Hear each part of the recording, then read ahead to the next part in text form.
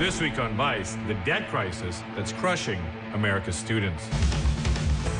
Student loan debt is creeping through every corner of the American economy. About half of your monthly income is going to paying off your student debt. Right. How does it make you feel when you think about that? Hopeless.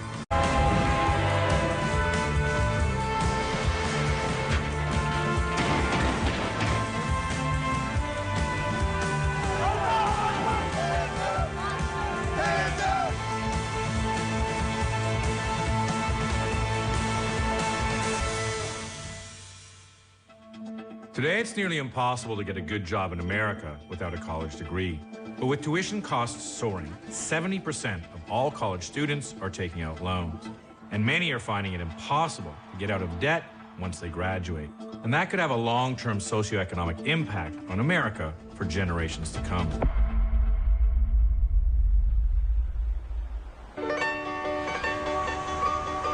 We're at High Point University in North Carolina, and we're here to go on a campus tour. We'll get started this way. There's classical music playing literally throughout the day. They say, like, listening to that while studying actually, like, helps you learn more. I don't really believe it, but hey. When you go into business America, corporate America, you're gonna walk into buildings that have this really big, intimidating atrium. You're gonna be like, oh my God, like, what's going on? So having this here at High Point kind of prepares you for that now, so that once you go into the real world, you're like, I'm here, I know what I'm doing. High Point University is pumping more than $2 billion into campus improvements. There are 7 pools, jacuzzis, beach volleyball, concierge service, ballet, an arcade, a cinema, and a first-class airplane lounge. As our tour guide told us, you can sit here and study so you can get used to the real world where you're going to have to fly to your business meetings. But perks like these come at a steep cost. High Point has increased its tuition by nearly 70% over the last decade. Luxurious amenities help attract more students, which means more tuition checks for the college. Over the last 20 years, tuition at American universities has skyrocketed, and as a result, debt per student has doubled. It's crippling borrowers like Kytra McCarty, who attended Wheelock College. Ever since I was little, I knew I wanted to work with kids. So when I decided on Wheelock, I knew that they had a great reputation, and that school seemed like it was a perfect fit for me. And was it sort of like, we'll worry about the money later? Yeah, absolutely, yeah. Bianca, you did an amazing job. How much do you owe right now? I owe $158,000. A month, I pay $850 for my private loans, and then the federal loans, I pay $472. So about half of your monthly income is going to paying off your student debt. Right. How does it make you feel when you think about that? Hopeless. Will you be able to pay that back? I mean, we don't have a choice. Compounding the problem is that Kytra and her husband both needed master's degrees to continue teaching. With all those loans to pay off, they're stuck living with Kytra's mom. You guys together have around $290,000 in loans. Yeah, it's crazy. That's a whole house. You know, that's a really decent house, but we owe that in loans. So by 30, I think I saw myself married with a house, you know, with kids. You have this student debt, and you can't hit milestones like buying a house or even just living in a place that's yours, having children. It's definitely really difficult. I mean, you can't file for bankruptcy on student loans. The system is not conducive to help individuals like us. Under U.S. law, you can file for bankruptcy to free yourself from almost any kind of debt, but not from student loans. So those debts stay on the books forever. Right now, we've got about $1.2 trillion in outstanding student loans owed by about 42 million Americans. Ben Miller specializes in higher education policy at the Center for American Progress.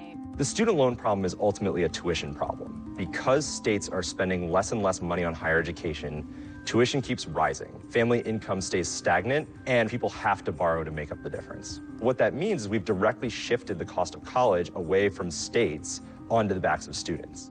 To help students pay, the U.S. government issues loans to every single applicant, good for tuition at any accredited school.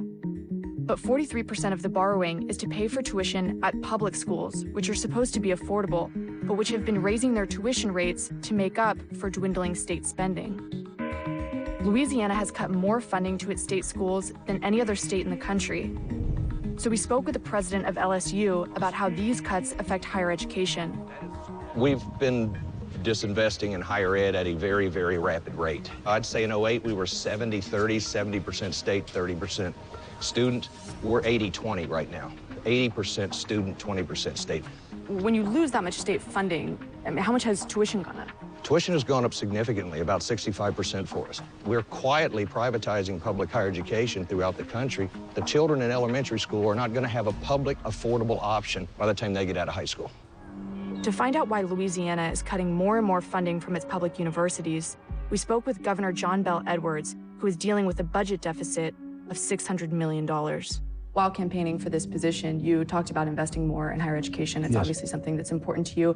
And still, you're proposing budget cuts for schools like LSU that need the state funding. I have a constitutional obligation to deliver a balanced budget, and the cuts have to come from somewhere. So the cuts are coming at the expense of higher education and also at the expense of students in order to keep those universities afloat. Students have access to money. So do lawmakers think, well, we won't put money toward this because we know that students can take out debt and pay for their education that way? Well, obviously, that is happening to some degree, not just in Louisiana, but around the country, and I find it very troubling. While public schools are increasingly reliant on student loans just to cover their costs, for-profit colleges are run as businesses, and many people believe they intentionally take advantage of the loan system. Only about 10% of students who go to college in the U.S. go to for-profits, but nearly 40% of students who default on student loans go to these schools. We met with Maggie Scheel, who's struggling to make ends meet after taking out loans to attend a for-profit school. Maggie graduated with honors from a 4-year program in criminal justice at Globe University, Minnesota School of Business. At the time, I was ecstatic, and they sold me on this dream, you know, and it just turned out to be a nightmare. I missed a lot of time with John, you know, being a single parent, to think that we were going to get somewhere. And so to end up here, it's sad. Maggie says that admissions officers urged her to take out loans and that they gave her unreliable information about the value of the degree she'd be getting. What did the director of admissions tell you in that first meeting? I wanted to do probation.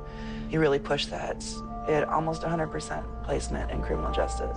So you were pretty much guaranteed that you would get job placement once you graduated? Right. Despite having a 4-year degree and good grades, the only job that she's been able to get doesn't require a college degree at all. I owe just over 38 now, 38,000. Last month I made $650. Can I ask how much money you have in your bank account right now? 16 cents. Right now, 16 cents. Yeah. We're about 2 months behind on all of our bills. But so like literally, how do you pay your loans? I don't. I'm defaulted right now. They took my taxes this year.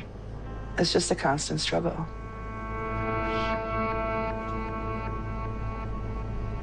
Maggie is now working with the state attorney general, who is suing the school for misleading potential students.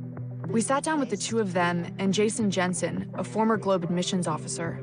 What they're doing with people is using the job placement rate to make the school sound like it's a sure bet. With regard to business administration, we had the school counting people as being placed, even though maybe they were working as a barista at Starbucks, which is a business. Did you feel like you had to exaggerate the benefits of this education? Oh, yeah. My goal was to find the prospective students paying. So if you were a single mother with 2 or 3 kids at home, are you making enough money to provide for your family? Furthering your education, doesn't that sound like a great option for you?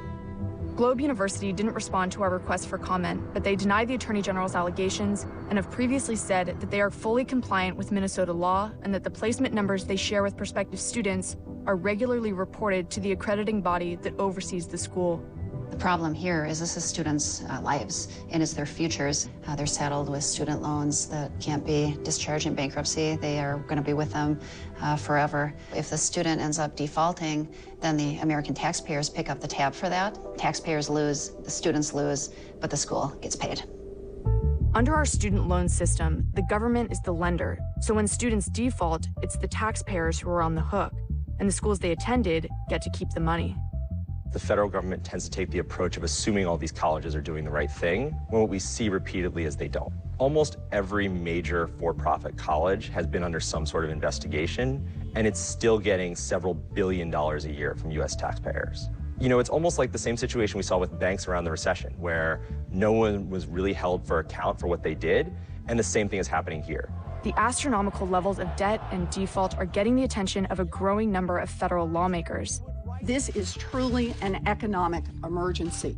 Elizabeth Warren is leading the fight to change the way we finance higher education. So we now live in an America where an education is necessary to push this economy forward, to push this country forward, and yet the debt to pay for that education, it's holding us back. How will this affect the economy long term? Young people are not moving out of their parents' homes at the ages we would expect. They're not buying cars. They're not buying homes. They're not starting small businesses.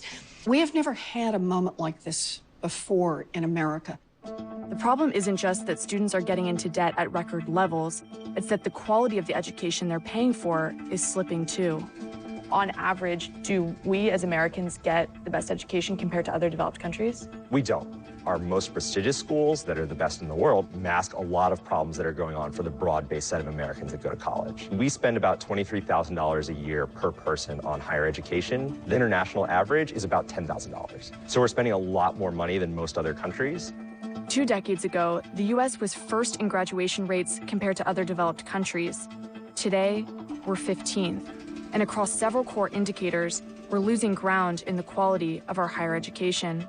So we're spending more on education than any other developed country. We're putting millions of students in debt, and we're still not competing internationally the way we were in the past. That's correct. That's a lot of money to spend to just get mediocrity. But even as our students fall behind other countries, one state is fundamentally changing the system. Republican Governor Bill Haslam of Tennessee started an innovative program called Tennessee Promise. The program allows any high school graduate to attend an in-state community college debt-free for 2 years. It's been such a success that President Obama wants to implement programs like it nationwide. Now we've actually got to cut the cost of college. Providing 2 years of community college at no cost for every responsible student is one of the best ways to do that. We had to shock the system. We had to have people who thought that college wasn't for them realize that it could be for them. What kinds of students are with Tennessee Promise? We're seeing a lot of lower income students. We're seeing a whole lot of first generation students in terms of nobody in their family's ever been to college before. And we're seeing remarkable results. Mercedes Cruz and her mom Hilda say the program has been a game changer for their family. Because of the Tennessee Promise, I feel like more relaxed, okay, I can do this now. I don't have to worry about, hey, I gotta pay the next month or else I am not going to class, you know? I know it's gonna pay off later on with a degree. Oh, yeah. No, mami, no me vas a ayudar a mí también. We grew up hearing about the American dream, and if you work hard and you get an education, you can pull your family into the middle class, and it just doesn't seem realistic for so many people. Education is becoming a place where people get more and more separated over time. For a young person whose family can afford to write that check and can graduate without a penny of debt, they're in a very different place than everyone else who had to take on debt just to be able to complete their education. That puts us in a very dangerous place going forward, where the top smaller and smaller fraction do very, very well, but everyone else gets left behind. Because it's smaller.